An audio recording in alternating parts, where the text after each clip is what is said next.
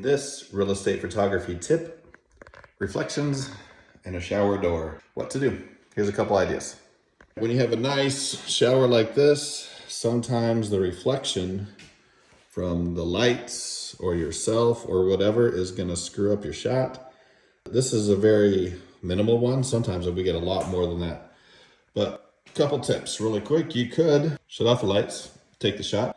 Plenty of light to still edit and make it look amazing. Or you could also open the door and then that'll get rid of the reflection in the door. Obviously in this one, we still have the reflection because the tile is shiny, but usually that takes care of it, or just the tile reflection is no big deal.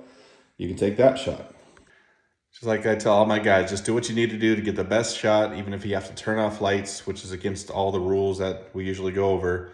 But avoiding reflections like this so people can actually see the shower inside, that is key. Like, subscribe, follow for more.